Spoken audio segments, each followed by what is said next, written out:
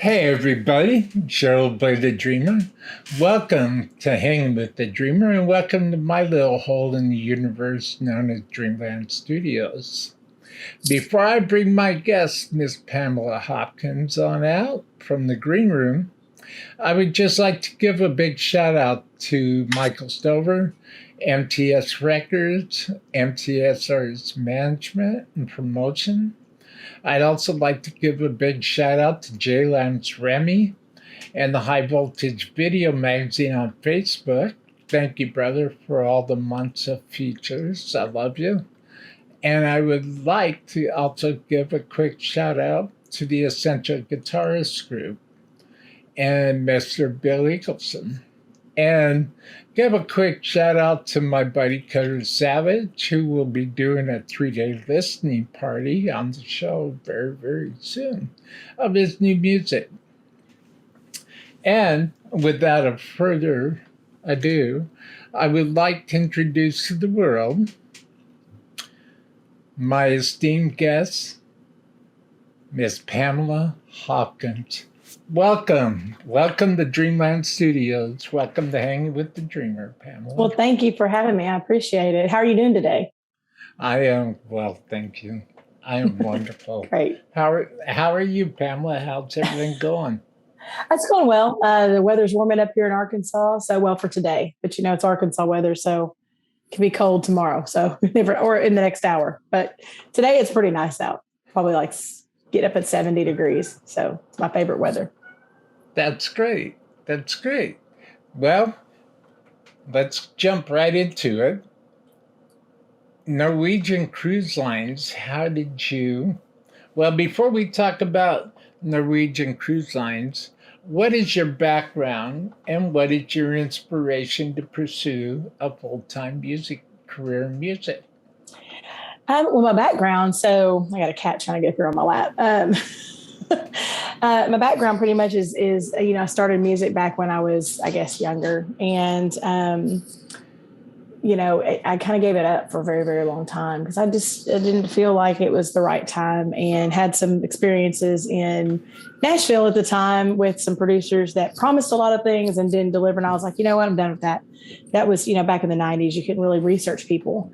But I grew up singing, grew up playing cello, a little bit of piano, and then had that opportunity in it. I just kind of was like, done. And then decided to finish college, get married, and start a career in law enforcement. I did that for 13 years, and then became a teacher, had my master's degree in education, and I taught for 5 years. My dad got real sick, and I had to kind of have a job or a career that allowed me a little bit more leniency with taking off. And obviously as a teacher, you can't during the school year, because I was trying to help my mom take my dad to his cancer appointments and things like that. But the opportunity came back up to get back into music and into dueling pianos. And so with that, I was able to basically work nights and have my days free.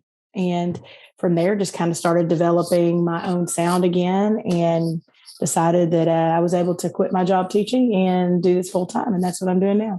And now I'm writing more and recording my own stuff and also doing the dueling piano gig as well. So you asked about Norwegian Cruise Lines and how I got that.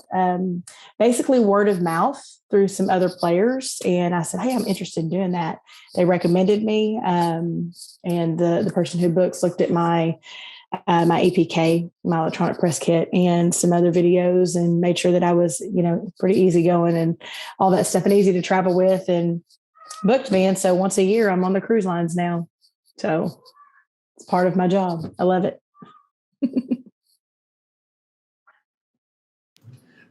That's awesome. That's awesome. It's amazing how in life that sometimes opportunity can arise. Right. And they arise out of nowhere. They arise, out of thin air. And it's just adds a whole new perspective to life, Well, see, and some people have a bucket list. I have the anti-bucket list. I just try everything. If it comes and I'm like, if that's the door that's open, let's do it. Absolutely. Absolutely. Yeah, actually, so do I. So What about your music? Let's hear all about all the transformations and the development of your music. And where would you like to be in your music creation, your music releases in the next 3 years? Well, like I said, I did covers forever, and as a dueling piano player, and I decided to try to get my own sound. And so I started writing and working with other writers as, joint writers or co-writers, and started coming up with like my own stories and ideas. And we started writing and putting that stuff out. And I feel like when I started writing, I wasn't that great at it as everybody. You kind of, some people are natural at it and some people aren't. I'm good at ideas and titles. And then, I'd work with the co-writers to kind of get the idea developed through a story, and then we write it. And I usually have a feel that I want with the story. So if I want it to kind of rock a little bit more, I'll say, hey, I want heavy guitars on this, and I want it to like jam, or if I want a slow ballad. And so we kind of just find the right groove for what we're doing. And then we just, we write from there. We're pretty good at finishing a song in about 2-3 hours. So I'm pretty proud of that. So I have a lot of songs in my queue that I can choose from to go back in the studio with. And so I've released, I want to say 15 or 16 songs, because I have a new one coming up next month, called One Too Many, that I wrote with a young lady named Sarah Morey, who just got her songwriting degree, I think, from Belmont University there in Nashville. So her and I have written a couple of songs together. And my first one with her comes out next month. Like I said, it's called One Too Many. And then I'll be back in the studio recording, more songs. And in the next 3 years, I hope to have another album or two out more. And my hope is to be, touring. I'd like to tour full time by that time. So to where I'm just visiting home, but I'm out everywhere else. I love to travel. It's like my favorite thing to do. So where would be the ideal spots? And where would be the ideal venues that you would like to perform at and travel to? Everybody says Madison Square Garden. If you get that big, yeah. Am I planning on that? Maybe. I don't know.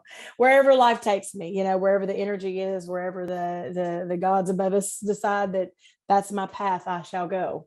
So that's what I'm working on, is to make sure that I am setting myself up for success to be able to do those things. So I'm trying to align myself with like-minded people that want to do the same thing. And if it never goes to where I'm that way, that's fine too. I'm okay with it.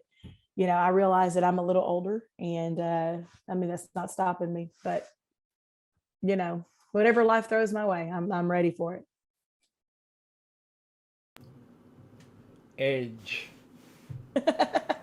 And you say ideal place, so bucket list. Bucket list place is going to be Hawaii, but guess what? I get to perform in Hawaii next month, so I'm checking that off the bucket list. Hawaii and Alaska next month for my military. There you tour. go. Yeah, There so you I'm go. doing a military base tour next month for 2.5 weeks in Alaska and in Hawaii. So there you go. Well, there you Checking them go. off. Checking them off. There you go. There are no limits. Nope. There really aren't any limits, to creativity. It's boundless, it's timeless, it's eternal, and there's just the sky's wide open, and with opportunities. And I believe that. I believe that fully. Um, and also, what I wanted to ask you. So, what I was wondering, Pamela, would you like to eventually end up touring in Europe? I've actually on the Norwegian cruise line toured in Europe, and then I've also done a military tour in Europe. So I was in right before COVID. I did a military tour, and we were in Portugal, Greece, Spain, and Italy, and then flew up to Switzerland for the day, and then flew back down. It was the weirdest flight ever. We went up and had like this huge layover for like 8 hours. So we got out of the airport and went and saw Zurich, and then got back in the airport. It was pretty cool, but yeah, so I've already toured some in Europe. And then this summer on the Norwegian cruise line, I'm supposed to be in the Baltic. So I'll be flying into Denmark and we'll be Germany, Estonia, supposed to be St. Petersburg, Russia. But I don't know if they're going to take that off the tour or not. Sweden, Norway. So I'll be up in that area. So yeah, I mean, I love touring over in Europe. It's a lot of fun. Have you ever performed in Scotland? Not yet, but my maiden name is Montgomery and it is Scottish. So that is going to Scotland and Ireland as well as on my bucket list of places to go. So I'm excited about that someday. I'm of ancient Scottish descent myself. I was just wondering, do you have any video ideas? Well, so we just released my newest video that is One More Last Kiss. So Jason Lee Campbell and I just released that one on my YouTube channel. So it's Pamela Hopkins Vivo. If you go into YouTube, you can Google that or however you say it. Do it in the search, go to YouTube and you can search Pamela Hopkins Vivo, all one word, and it'll pop up my official music video. So we just did One More Last Kiss. I've got a song that I'm getting back into the recording studio with called Burn It Down. And we are trying to, and it looks like it's going to happen in July when I come off the Norwegian cruise line and get back in Denmark. I'm going to fly to Madrid, Spain. And it looks like we are going to shoot a short film type music video for that song. So I got to get in the studio in the next couple of months and get it done and then send it over to the producers. And we're flying over there to actually do that video. So I don't know how it's going to turn out. Pamela, who are your influences? Your vocal styling influences, your musical influences? Who are the artists that you love listening to? You know, I really love, so I've bands that I listen to that aren't really like vocally inspiring, but just musically inspiring. But vocally inspiring, I would say, I mean, I'm a power vocalist. So anybody that is power vocaling through their song, that always hits me because I'm like, oh, I got to learn that song because it's really great. Like, so Adele, you know, she's a power vocalist. And at my job where the dueling piano job, I have to sing a lot of her songs. So I have to really listen to how she sings it. And I don't mock her, but I make sure that I can get her same, inflections in how she sings. So I would say she's probably a big influence on the way I breathe through my vocals, even in my own music. Because the way she, I hate to say, I'm a vocalist, so I study when I'm listening to somebody where their breaths are and how long they're holding when they, in their phrasing. And so I would say she's probably a really big influence on it, probably the power through my vocals. Jennifer Nettles is another one that I really like to listen to. She's got a really powerful sound when she does her solo stuff. So those are probably my biggest two that I would say vocally inspire me to make sure that my sound is clear and concise. And, that I take the time to make sure that my phrasing through my writing and through my singing matches what it's supposed to. And it's not, junk, I guess, where the phrasing's different and, I would say those two if I had to pick. Now, when you're in the studio and you're cutting your vocal tracks, do you record your vocal tracks pretty much with a dry signal, or do you like to use some plate reverb? I want to say that I think they put a little bit of reverb back in my headphones, but not a lot. I mean, I try to make sure it's a pretty dry vocal so I can hear exactly what I'm doing. But as you know, sometimes when you're hearing that back, you're like, "Ooh, can you put a little something in there?" Because sometimes it depends on the song. If it's a faster song, a lot of times I won't have anything. I'll just do it dry. If it's a slower song, I want a little bit of reverb just so I can concentrate more on that phrasing versus listening to what's coming back, and having them do it after. If that makes sense. I don't know how to explain that, but it's the best way I know how to explain it. I like a little bit of reverb, but I don't like too much. I like to hear exactly what the raw vocal is going to sound like. So it's close to it as possible, I would say. Maybe a little reverb, but not a lot. What do you feel when you're writing lyrics for a song, or when you have a lyrical, some lyrical content, you're feeling something, inspiration is striking you, and you're trying to write it down, you're trying to capture that magic moment. What what's your way to approaching capturing that magic moment to writing lyrical content for your music? My best, I would say, because I write with co-writers. I come up with ideas. I come up with maybe a line or two. I don't sit and write by myself. I don't feel like I'm good at it. And I don't want to taint my ideas and want it to go a certain way when I get with the co-writer. So a lot of times what I do is I just jot down ideas. I get with my co-writers. We do a Zoom, or, we go on Facebook, Messenger and video or whatever. And we pull up a document. And then as I'm talking, we're all typing. So I say, okay, here's my list of things to do for the day. And, here's my list of songs and which titles are hitting you. So I'm talking to two co-writers generally, and we're joking around. We joke around a lot. We make a lot of jokes, and it's usually like, oh, we'll go this way with it, or go that way with it. But as we are honing in an idea and a feel for what I'm wanting, because neither one of them are artists. Both of them are kind of retired. They're like, yeah, we're more writers now. We're done doing gigs and doing that kind of stuff. We're more writers. So they're writing for me. So we're sitting there and we're honing in this idea. And as I'm talking, we're all typing ideas, typing lines, typing things that go with what I'm saying. And every now and then you'll find that nugget that's in there. And somebody go like, what did you just say? What did you just say? We got to write that down. And so we end up with what we call like a boneyard of ideas. And it's almost like a brainstorming session. So to find that precise, like where you're sitting there going like, how do you find that nugget that just sticks out? It literally is in conversation with my co-writers. I don't sit and have like an epiphany. I'm not one of those. I know a lot of writers that, write a lot of poetry and they just sit in their own mind. I'm not good at that.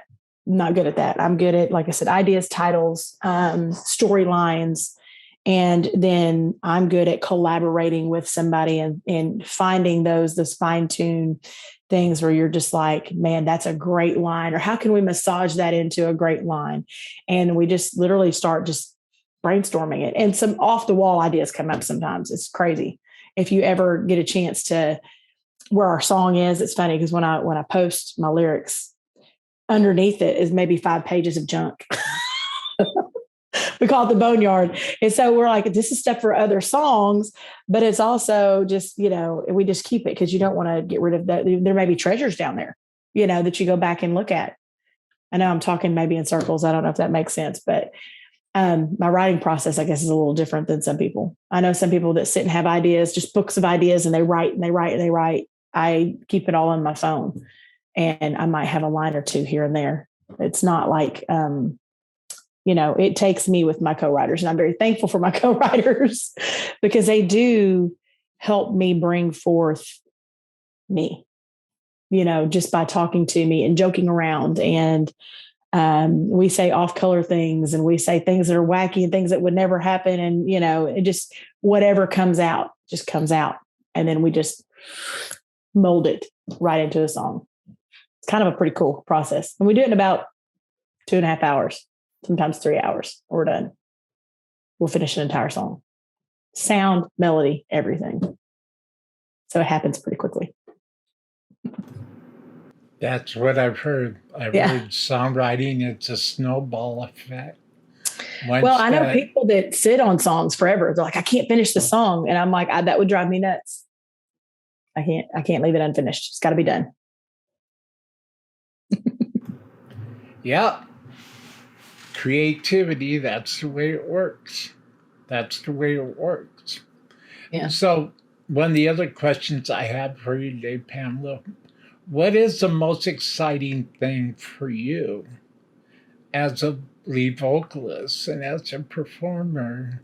What is the most exciting thing about performing in front of people and delivering your message? What's I the would thing that you say like the most out of that? From that? watching people's faces light up, and watching them enjoy what I'm doing. There's nothing like having something that you're so passionate about be appreciated by others around you. And I am very passionate about singing. I enjoy it thoroughly. It is my heart and soul.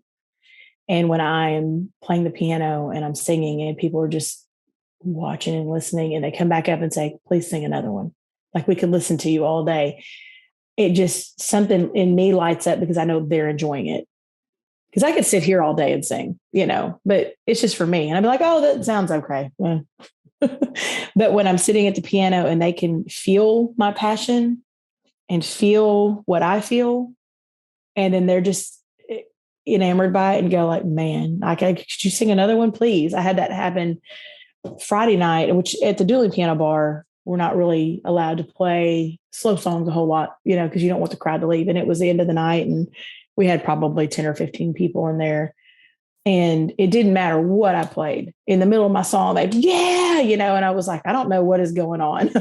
This is an anomaly. It's not very often because normally they're drinking, and they're trying to have a good time and they want fast, upbeat dance song. But this particular crowd kept giving me slow songs and paying me for them. They're like, could you play this song? And I was like, and they would come up to like, just keep singing, whatever, you just please keep singing. Like, we're so enjoying it.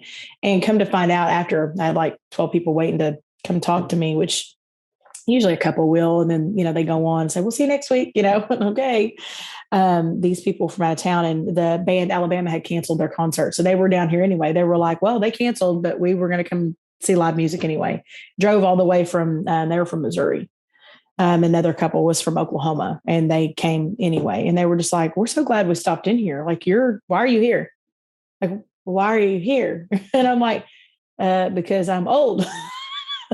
And labels won't have me. That's the way it works. So I just got to do my thing and then hope that people like you discover me, find me, spread the word, and get my music out, because that's the only way that's going to happen. So, having people really enjoy a product that you put out or feel your passion when you're performing, that is, if it makes them smile, makes me smile. And it validates my love for what I feel like I need to be doing, my passion. And I would have it no other way. So. Or who are the brands that you would like to work with on your musical journey? I would love to work with, Ashley McBride. I really love her work. I love her songwriting style. Really, I would love to work with her. Writing and singing, I adore her. And she's from Arkansas. So there you go. She's from my state. I would say her, first, and we're talking, current. She's probably the most current one that I probably would love to write with. Obviously, anybody like Reba that's still out there doing it. Yeah. In a heartbeat. Some power vocalists like, Kelly Clarkson's a really great power vocalist that I think she'd be fun to work with, and write with. But, like I said, mostly if I stayed with country, probably Ashley McBride, Reba McEntire.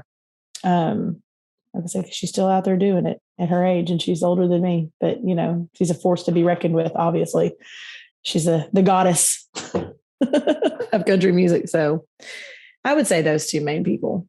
I would love to sit down and write, pick their brain, open for them. I would love to be their opening act and just be like, yes, I'm here. That would be a dream come true. Oh, absolutely. I could see that. And that would be. I could see that.